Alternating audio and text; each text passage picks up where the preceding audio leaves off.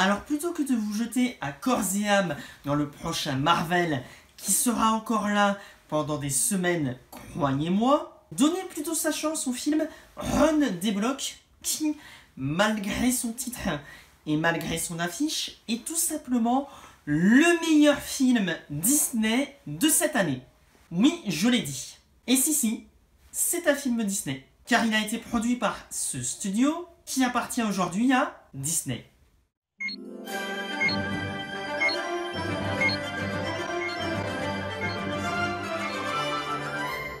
Hola Moussaillou, je suis le capitaine et je vous souhaite la bienvenue à bord. Aujourd'hui, je vous propose un voyage pour Run des Blocs. Et avant d'aller plus loin, je tiens à vous rassurer, il n'y aura pas de partie spoilers durant l'intégralité de la traversée. Vous pourrez donc rester jusqu'à sa finalité en toute sérénité. On est bon? Ok. Imaginez l'appareil le plus perfectionné, le plus performant, le plus sophistiqué qui ait jamais existé. Mais si ce n'était pas qu'un appareil, s'il devenait votre meilleur ami... Salut! Voici le Bee-Bot. Jamais vous n'aurez été aussi connecté. Disponible depuis quelques temps maintenant au cinéma, Run des Blocs est un film d'animation qui a été produit par la 20th Century Studio, et non plus la Fox, et qui a été réalisé par J.P. Vine et Sarah Smith, et non, rien à voir avec cette Sarah, c'en est une autre. C'est donc un film d'animation avec à son casting vocal notamment Zach Galifianakis, rien à voir avec Gallifrey, mais qui a notamment joué dans Very Bad Trip et ses suites, entre autres. Et on a aussi Jack Dylan Grazer, qui a notamment joué dans Shazam, ça chapitre 1 et 2, ou encore Lucas. Et c'est à peu près tout ce qu'il y a à retenir concernant la création de ce film. Film qui raconte l'histoire de Barney, non, pas ce Barney, encore que ça pourrait être après quel intéressant. Barney qui est un collégien qui a du mal à se faire des amis, et dont la timidité ne va pas s'arranger lorsqu'une nouvelle technologie arrive sur le marché, à savoir les Bee-Bots, à ne pas confondre avec ce Bebop. Ah décidément ça enchaîne aujourd'hui les jeux de mots, monsieur Ancre. On reconnaissait que vous y avez pensé vous aussi, capitaine. Ouais. Les Bee-Bots ici sont tout simplement la nouvelle manière que les jeunes ont de communiquer entre eux à travers les réseaux sociaux. Et malheureusement, le père de Barney, oui, on est dans un film Disney, je vous rappelle, n'a malheureusement pas les moyens ni l'envie réelle de lui en offrir un, parce qu'il considère que la meilleure manière de se faire des amis reste encore de parler réellement avec les gens.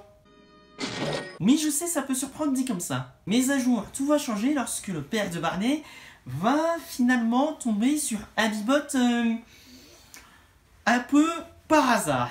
Et va décider de l'offrir à son fils. Sauf que la petite particularité de ce Bee-Bot, c'est qu'il est légèrement défectueux.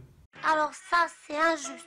Et nous allons donc suivre la relation entre Barney et son Bee-Bot et nous interroger si le fait de savoir si ce nouvel ami va lui permettre réellement de se faire de vrais amis en IRL.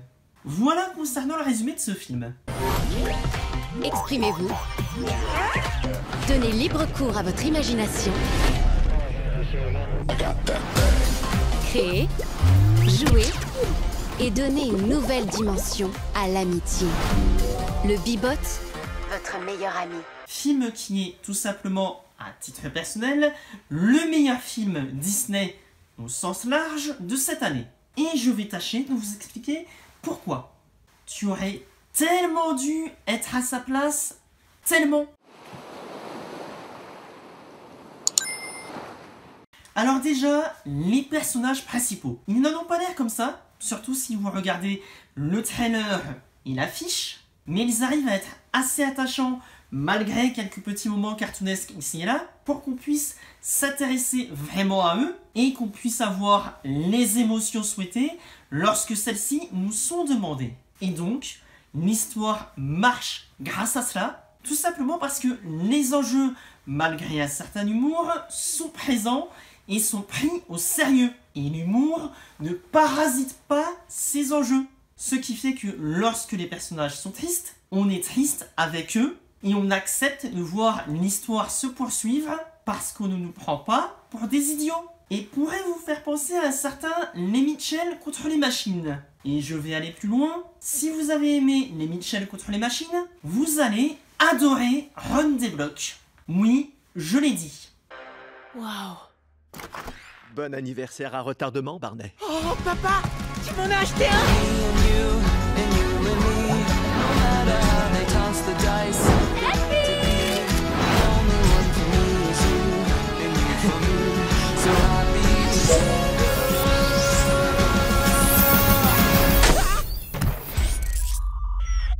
Tout simplement parce que le film ancre son histoire avec les émotions et la mise en scène. On a par exemple les mouvements de caméra qui nous permettent d'apprécier la grandeur des paysages en les faisant déborder du cadre et nous permettre ainsi de réaliser la solitude du personnage principal, mais pas que. On a aussi des mouvements de 360 degrés pour nous permettre de bien représenter certaines scènes et leur importance dans le récit, sans parler de la fluidité des personnages qui accompagne parfaitement bien l'action de ces derniers. La musique, quant à elle, est tout à fait correcte, et dans ce film, j'accepte même les quelques références à droite à gauche assez faciles à la firme Disney. Car même si le logo Disney n'apparaît pas au début du film, on ne va pas hésiter ici à vous rappeler que ce film appartient quand même à cette compagnie. Mais ce n'est pas aussi poussé que dans d'autres films de la firme récemment. Oui, c'est toi que je regarde Les Mondes de Ralph 2. La plupart des références sont d'ailleurs présentes au début du film et s'effacent peu à peu lorsque les enjeux sont vraiment importants. Et une fois que la fin du film arrivera, normalement, vos enfants, si vous y allez avec vos enfants, ou vous-même potentiellement, vous fera vous poser des questions sur votre relation avec les réseaux sociaux et les nouvelles technologies. Dernier petit point pour finir, le casting français est correct. Le titre français ne vend pas du rêve, mais en même temps, le titre anglophone ne vendait pas spécialement du rêve non plus. Salut, insérez le nom de l'utilisateur. Je suis ton. Mon Bibot. Bibot.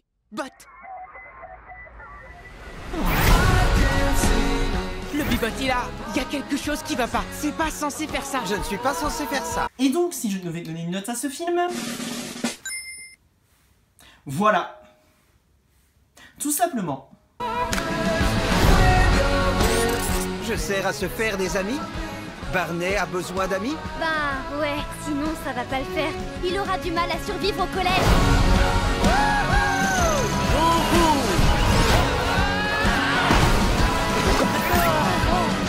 Où tu vas? Addis Tu dois Abeba, pas t'éloigner Amsterdam, d'une centimètre de Arizona. moi. Encore une fois, je tiens à rappeler que ceci n'est que mon avis personnel. Vous avez parfaitement le droit d'avoir un avis différent du mien. Mais dans ces cas-là, n'hésitez pas à me l'expliquer dans les commentaires. Sim.